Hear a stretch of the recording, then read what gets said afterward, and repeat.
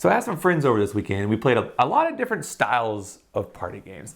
Now, I got to thinking, I was like, well, do any of the games we played, I'm pointing to them off screen, do any of the games I played crack into my top 10? Because they were all new. They're all new to me, at least. Some are actually fairly new. They came out not too long ago. So today's video, we're just going to look at that. We're going to break down the games and kind of show you how they work. But at the end, we'll do a little compare contrast to see if there's any potential winners in the list. Honestly, I think number 3 in today's video is probably my favorite, but the other ones aren't too far behind. So let's go ahead and hop in. Hey, I'm Ryan. Welcome to the Board Game Journey, where you are joining me to play 1,000 games. The first game we're going to look at today is a Bullseye. This one definitely has that like just one feeling to it, but if just one feels a little too simple to you, you want everyone more involved, I think Bullseye might be the game for you. So let's crack it open and show you how this game works. I mean, it definitely has some table presence, this game. It has this cool little bullseye, got these archer arrows, and a bunch of these cards, right? So with Bullseye, the goal is just basically try to get the person to guess the word as soon as possible. The sooner you guess it, the more points you get. So in this case, you guess it the first round, you get 20, and then 10, then 7, then 5, and 3. And that's kind of your goal, right? And I think after you play the set number of rounds, you take your top 5 scores on the chart, and that's your final score, right? And it has a chart. I think it has a chart. Yes, it has a chart that says, 0 to 20, don't hurt yourself. If you get like okay, you get professionals, and if you get the top score, you get mind readers. I'm gonna call it right now that mind readers would be near impossible, but it'd be fun to try to achieve it. So it starts off with the person who's gonna be the guesser picking a topic. So it could be, farm animals, it could be a country. I'll just give you some examples here. A zodiac sign, musical instrument, university, award show, dinosaur, dog breed, days of the week, so on and so forth, right? We'll just go with superhero to, do our point. So let's say the superhero is Superman. We'll just do one, keep it simple. So someone else besides the person who picked the topic would put Superman on the card, and that just stays on this target right here. Nice job on making it blend in perfectly. So then everyone gets these arrows, they pass them out, and now they look at superhero. Now, obviously, if I don't know what it is, everyone else just write down a clue. Now, here's a twist. They think of a clue that if they said out loud, I would probably know it's Superman, right? So maybe they're doing like Metropolis or Lois Lane or that kind of things. But the twist of the game is you go and write the first letter first. So if I want Lois Lane, I can write an L. They might write an M for Metropolis. They might write a K for Kryptonite, and what's one more? Like a D. Maybe they write a D for the Daily Planet, right? So we all write down the first letter. We show the person, and they know it's superhero, but they don't know which one it is, and they see the letters. They either can try to guess it. If they do and they're wrong, the turn's over, or they can say, give me another letter. Now, the second twist of the game. Instead of you writing in the second letter, you have to then pass the arrows. So all the arrows get passed clockwise one person. So now, even though I started writing with, maybe I wrote the L, now I have a board that says K on it. So now I need to figure out, like, okay, what was this other person trying to do with K? Superman, oh, Kryptonite. Maybe I know it's Kryptonite, and I put an R, right? And then everyone's in that same boat. And honestly, I thought that part was like super clever, because typically in this style of game, like just one, the guesser has all like the player, like I guess gameness of it. Like they have all the responsibility. Where this game, everyone has a shared responsibility. The guesser's trying to guess the word, which is challenging, admittedly, with so few letters. But everyone else is trying to figure out what their partner or what their other people at the table were thinking. Like M Superman. Like now, granted, you can just do whatever you want. You can't think of an M word. Maybe you come up with something else that also works, right?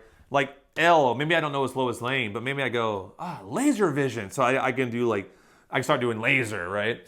So you're never stuck. As long as you think of a word that also works with that letter, you can keep improving it. But of course, as it gets further along, you probably either know what the word is or you're more locked in. Now, if you don't know the word, don't worry. If I saw L-A and I didn't know the next letter was, I can just put a little dash. I guess I'll put it more at the bottom. I can just put a dash, and that says, hey, I don't know what it is. So the next person who gets this board, if we do pass it, they can fill that in plus the next letter, right? So they can help you out. This is a cooperative game. Despite the people I play with mostly, even this game, they kept making things so hard because they kept forgetting this is cooperative. We want to help each other. I guess that's the trouble when you play only competitive games. They just forget how to work together. So this continues. You go around in circles, everyone being like the guesser, And after a certain amount of rounds, you take your top 5 scores. That's your score, and that's it. That's Bullseye. And next up is Frenchtoast. This is also another pretty new game here. This one, I love the artwork. It just, I don't know why, it just really the box captured me. If you know the artwork sells, this one definitely sold me. When I saw it on the shelf, I was like, yeah, I need that game. So with Frenchtoast, it essentially works. It's a cooperative game. So it's one of the style where you're trying to, as a group, work together, and one person knows a secret word, and you're trying to get everyone else to guess the word is. It's basically hot potato, or cold and hot. Sorry, more cold and hot. It's basically cold and hot, the game, essentially. So, you know, I'll just show you. Let me show you one of these games where it's just easier to show you. Let's break it open. Let's go through how it works. Okay, Frenchtoast. A little zany game. Let's see if we can explain this pretty efficiently. So you have a lot of different basic noun cards. You can see here it's going to be like turtle, umbrella, vase, wheel, battery, bed, bee, bell, book. I guess I didn't shuffle these. There's a lot of bees in a row there. And then you have like other ones like rooster, rope, saw, sofa, on and on and on. We'll just use tiger. We'll use tiger, right? So that would be a secret to me if I'm the alien. Let's give you a taste for some of these hint words. You got solid, inside, quiet, big, mineral, and round. And I'm trying to get them to guess tiger. So this is a little bit of a challenge. So basically, I only have a scale of is or is not. Which clue do we think is going to help them the most? I'm tempted to go with big, but like not too big. I mean, tigers are big, but they're not huge. So maybe I could do something like that in the middle. Inside, I'd probably say they're not inside. So maybe I'll do that. Because you get more to add on to it. And depending on how they guess, they could get closer.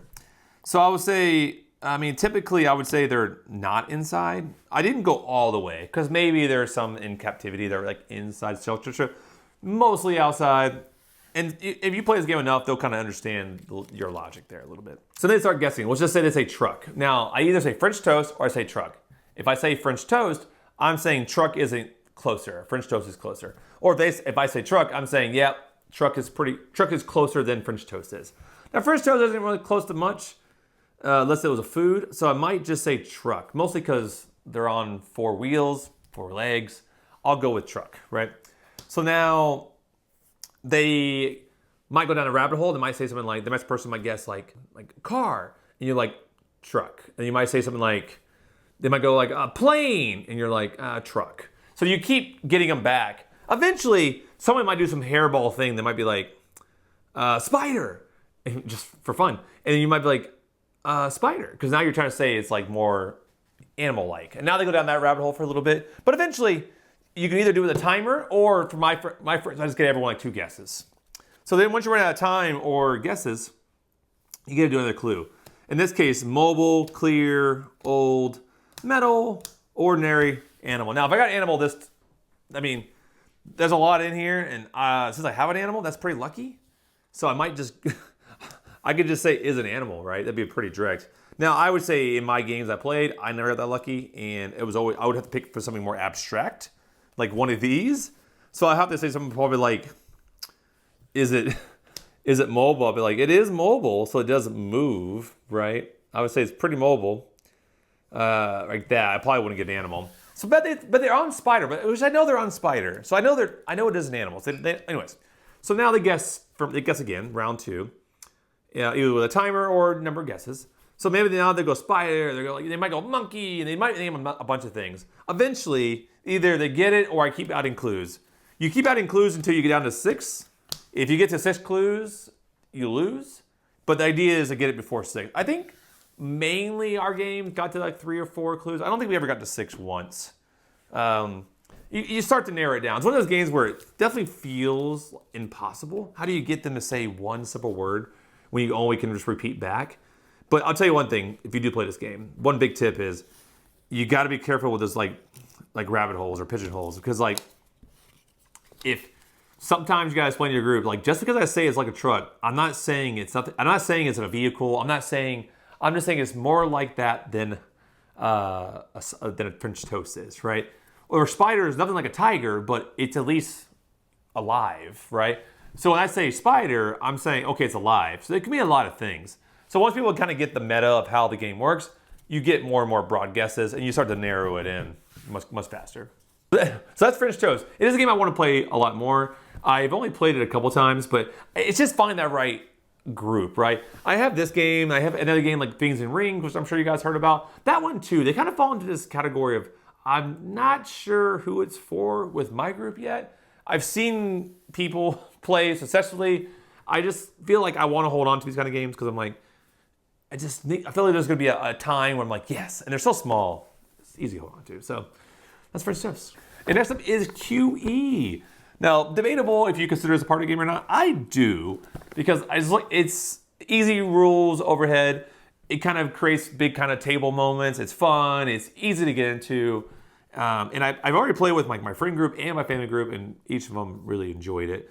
So if you haven't played this game yet, it's been out for a little bit now, but it's new to me. I just played it. I kept hearing about it. I kept, on the fence about getting it. It's probably a big surprise because I bought it. I guess I bought it almost a year ago today, and I just couldn't find the right moment. Because you can tell it's a game you don't want to play with a low player count. Like you want to play 4 to 5 players with this game. You just feel like anytime you have like a bidding style game, more players usually works out. It's easy to get 2 and 3, 4 and 5 just harder. And then a lot of times, depending on the mood of the group, I was always intimidated by this game because I haven't played it yet. So I never feel too confident to teach it if I haven't ever played it. So finally I got through the teach, and now I'm like, okay, now it's locked in. I got exactly how to teach the game. Super simple. I can play with it anybody right now. And I get them right into it right away. So let's just break over in QE. Show you how it works. Super high level, you are set collecting via bidding.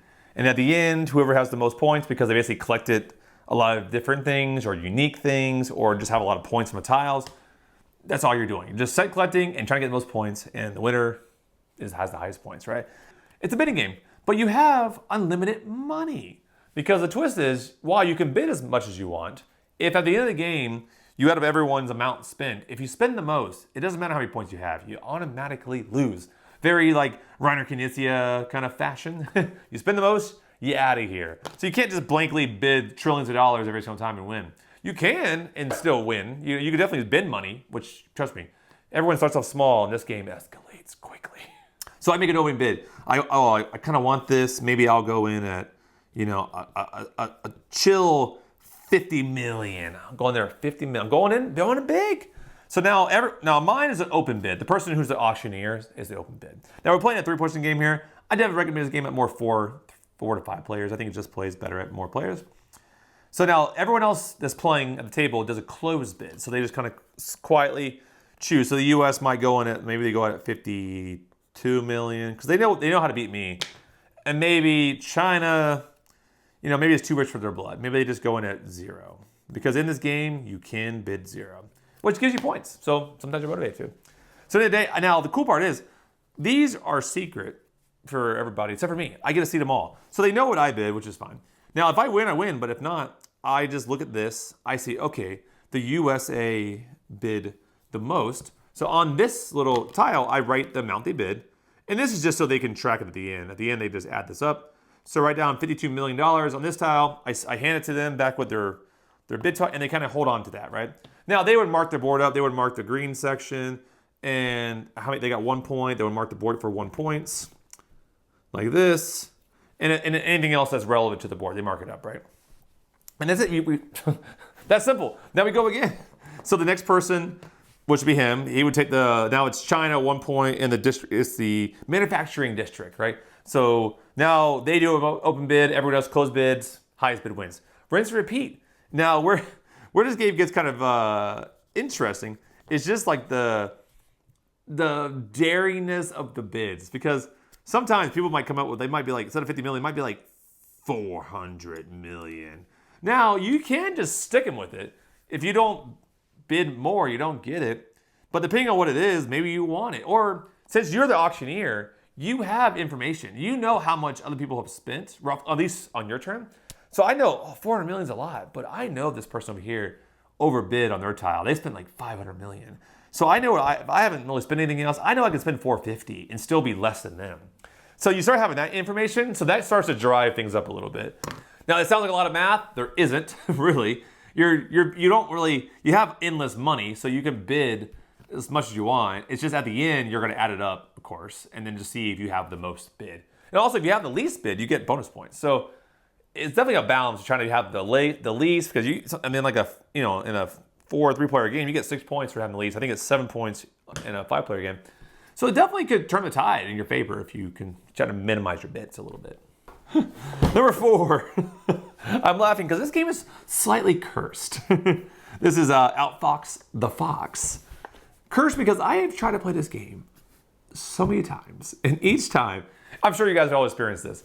You get a game out, it's all set up, everyone's bought it, and then something happens. Whether, dinner arrived, or, someone new showed up at the house, or, kid falls down, they're crying. A million things it could be, but I'm sure it doesn't matter. Whatever it is, it basically stops the game from happening. So this has happened to me 3 times. And the 4th time I actually mentioned it to the group, I was like, this game is cursed. We have literally tried to play this game 3 times. And this is the 4th time we're trying. And they're like, oh, don't worry, Ryan. Today we're going to finish it. And sure enough, it also got interrupted. So much so that they actually felt bad for me. And then later on that night, they're like, Ryan, we got to break the curse. We got to play this game. So we finally played it, and I'm glad I did, because it was fun. It's one of those games. Now, I would say there is a score to this game. I do find this game, it led to a lot of table talk, right? People discussing the topics. So I think it's good for that sense of it gets people together. Sure, there could be a winner, but it's just one of those games where you're putting things in order, and then you're just talking about that's really number 1. Oh, that's not pretty. And there's a little bit of bluffing to it a little bit. So this was a slightly more complicated game. So we'll just hop in and kind of show you a little bit of the details. I won't go into the gory details. Let's just go through a little bit. Best way to learn this game is just play 1 round with me, and you'll get the game right away. So with Outfox the Fox, you get a question like this. This is like a food question. It says, most popular Thanksgiving side dishes in the U.S. And it tells you the source. In this case, is according to Newsweek, 2021. So now on the back of this card, it's going to be, let's just see if you guys can figure it out. So we'll go with cranberry sauce, stuffing, rolls, mac and cheese, mashed potatoes, and green bean casserole. So those are all the options. Now, one of those is not in the top 5. So you got to suss out. Now, I would write all those down so you don't have to memorize them. But the goal is you got to suss out which one of those is real. So before I even tell you the real answer, I'll write these down. So the Fox basically has on the back of their card here, they have all of the answers, the top 5. So in this case, stuffing, rolls, mac and cheese, mashed potatoes, green bean casseroles. Now, these are not in the right order per se, because that's part of the game. They need to figure out the right order. But wherever the Fox is, now it's the first one here, but it very well could be the second, third. It could be any order. And every card's different, so you never know which one's the real answer. But they're all written down. The only person who knows the real answer is me, because I'm the Fox. Essentially, because I score points based on the Fox, but everyone else is scoring Fox, trying to outfox me. Outfox the Fox. So now they look at this, and then it might go like, oh, you know what, stuffing is number 1, right? And they say, oh, you know what, rolls, mac and cheese. Oh, they might think, oh, mac and cheese is that's not a proper item. Cranberry sauce, definitely good. Mashed potatoes, green bean casserole. Maybe green bean casserole is on the list, but maybe they think it's last. So anyways, they get this order figured out, right? And now they can change it around. And this is where a lot of discussion happens. So this part right here, as you can imagine, people are debating, oh, you're crazy, cranberry sauce is way higher than rolls, and so on and so forth, right? But ultimately, once it settles and everyone's okay with it, this is where you can kind of get your own points. Because that's a group thing, but you might be like, you know what, I'm pretty confident that green bean casserole is number 5.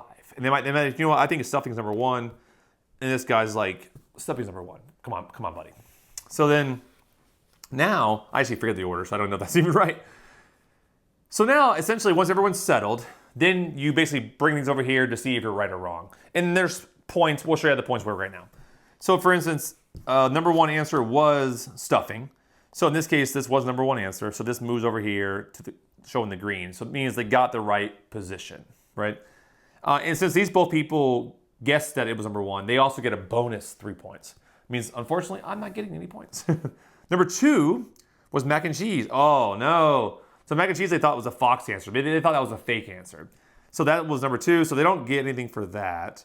So that means probably not good for the rest of them. Number 3, oh no. So number 3 was green bean casserole. So that's also wrong. Number 4 was mashed potatoes. So that's fine. Because number 4, basically the 4 and 5 spot, they can switch those orders and they still get points for them. So in this case, they still get it right. And then number 5 was rolls, which they put way too high, so they get that one missed as well. Now, Good for the fox, bad for the people guessing, because cranberry sauce was the fake one, was the fox one. But since I got it way up here, the fox, which would be me in this case, I would get a 4 bonus points, right? So then boom, I get the bonus points. And then everyone else gets 1 point for every correct answer, so they get 2 points for that. Plus, these 2 people get 3 bonus points for getting the right spot. So then that would go up to 5. And that would be the end of the first round. So then it gets to the next fox, and you continue this for, I don't know, everyone's the fox 1 time, everyone's the fox 2 times. You just kind of determines the group. I'm pretty sure the rule book says that, but I always play that by ear. I kind of look at the group, look at the vibe, and I figure out how many rounds we're going to play. This game was fun, but the scoring definitely can get I feel like that wasn't the biggest draw of the game. I think this discussion was what people were enjoying the most. Also, you got to be careful, because 1 is 1, and 2 and 3 technically doesn't matter, they're interchangeable, and 4 and 5 are interchangeable. You gotta be careful when you're bringing it over here. For me, it was always so easy to be like, oh, you got it wrong, but oh no, you got it right because 4 and 5 are interchangeable. So I would say the trickiest part of the game is that. So I would just advise make one person this person, because once they understand it, they'll lock in. But if you're changing the person who's moving things over, things are gonna get wrong. Pretty, almost guarantee it. The last one is definitely the lightest of all the games, I would say. Canvas Critters. So with this one, the back of the box, you're reading it definitely got me. So you're gonna pick a topic. It could be, something like flowers, for instance. And that's gonna be the artwork you're gonna make. Because essentially there's a museum opening up with it, and they want to display all our artwork, right? And then it's like a mosaic. There are mosaic paintings. So then you have a bunch of these weird shapes, and then you try to make your best flower you can with these really abstract shapes. And at the end, you go around, and this is the part that kind of sold me, was you name your painting. So if you have this crazy thing, instead of just calling it rose, you could be like, a midnight rose on the midnight pond, right? Some pretentious name. Or some funny name. Some people have really good puns, with them. So that won me over, and then, so I just wanted to try it with my group. So I snuck it in there. I'll show you kind of how it works more in detail, and then we'll talk about it more at the end. Okay, so each player would get ribbons for first, second, and third place. Now, the 3 is the best one in this case. You get 3 points. The 1 is worse. So I think our first game, people messed that up. They put 1 for being number 1 and third being third. But really, that's the points you get. So you got to be careful about that. That is a little deceiving. And then everyone gets a golden ribbon. So it's like an extra bonus 5 points you can go out 1 time. But ultimately, you guys pick a card. In this case, they have different words on them. Which one says seashell, fireworks, green. And that's going to be the subject of the piece of art you're about to do. And we'll just say we did green. I don't know. What does that mean? Obviously, there's green things in here, but I feel like those will go fast. So then maybe this person, now it's a time thing. So you would do a timer. Everyone's going in one hand. They can take one thing and put it on their board, right? And then so they have to kind of be somewhat picky. And there's little snakes. So maybe this person does something with the green snakes, and who knows, right? Fast forward this part a little bit. So ultimately, everyone does their little abstract things. And the time's up. And now you go around and name them. So they name theirs and name yours. And maybe mine had no green. So maybe mine's called anti-summer or something like that. Or anti-green or hot day in the Sahara grass. I don't know, right? So something, the funnier the better. That wasn't funny, but you get the point. Be better than me. So but ultimately, once everyone does that, which is the cute part, you take your ribbons and you hand out face down to everyone but yourself. So obviously I would need more than 3 players to do this. So this person playing over there. And then you reveal. So everyone reveals the ribbons, and then I might get a couple points, they might get a bunch of points, whatever. But ultimately, then you keep track with your little standee characters here in this little box. Now, I hate scoreboard like this. Oh, this drives me crazy. Because you can't see it. No one can really see it unless, they look in. So that's I get it's cool. If you look inside here, it's like you're in a museum and you're walking around a gallery. Cute idea, but man, not practical when you're trying to keep a game that people want to see the score. So now, this game people didn't take it too seriously, so I don't think they're taking the score too seriously, but still, just a little pet peeve. So you actually just play 1 round for each person. Add up your highest score, that's your winner. A lot of fun parts about this game, or just seeing how people tackle some of these weird subjects, and of course the naming. My one buddy is really fun with puns, so then his art names were always hilarious. My wife actually just had some weird thing where she kept using the crabs in her painting. And it's just, she always figured out a title that was something with crab related. You know what I mean? That was super cute. So, you know, once you kind of get those metas, I feel like then you're just looking forward to how they're going to do the next one. Like how they're going to do fireworks with crabs and how they're going to work the crab name into it, right? So it's one of those games. You see where I'm getting at. So I figure let's go back to the games in reverse order and we'll figure out if they're going to be like, you know, games that, you know, aren't in the top 10 or potential top 10, right?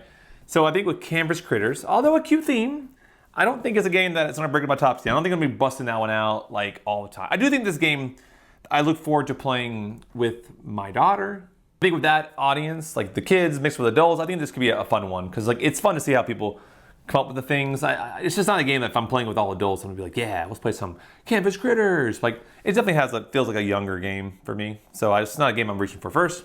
I think Outfox the Fox, even though it was cursed and took forever to play it, I think for a party game, it does get a lot of the talk. So if you're in a mood for like that sort of game, I think this is a game that very well could potentially get into the top 10. So I think right now, I'll put this here. I think QE definitely was my highlight so far. You know, I think some of these games need more plays, but I think it's cheating a little bit. So I think this game kind of has a little bit of a hybrid approach to it. I feel like it's sort of just a game, like a board game that I would play, like another auction game I have, but it just feels a little bit lighter, so it kind of has that party-ish feel. So maybe it's a little bit of cheating, but I think this definitely could crack into the top 10 as a good solid party game. Frenchtoast, this is, oof. On the fence about this one. I don't think so. I think it's just these games in general. I feel like, I can't say good. I don't think I'll be busting that out. If I'm being honest with myself, I don't think that's the first one I'm reaching for. Now, I'm not saying it's bad. It could very well be in the top 20 or top 30, but I don't think it's the first one I'm bringing out, so the top 10 material. Bullseye. This one I need to try more. I'm going to put it as a potential contender for the top 10. So my goal is I want to keep playing these games throughout the year, and I want to redo my top 10 list. If you haven't seen it already, I might link it here. If not, just go check the channel. I did a top 10 party games, and that's my current top 10, and there's some good, really good ones on there. So to even think about dethroning some of them are a little bit hard, but you know, I have a lot of party games. Even at the time, I think I played like 80 plus party games at the time when I made that video, and I think I've added 40 more or so. So you're even seeing here, you're seeing like a subsection of the ones I already tried. So I definitely want to revisit that top 10 eventually. I think these three are definitely the contenders, I think, in that pile. So boom, that's the games for today's video. I'm kind of curious, which ones of these would you guys be most likely to want to try with your family? Everyone's different, so I'm always curious to see kind of like some people might be like, wow, Frenchtoast, Ryan, that's the best game I ever played in my life. Or they'll be like, oh, I played QE, it was super boring. Everyone has different experiences. I definitely want to hear what yours are. Obviously, this is what my experiences are so far. I think this is a good divide.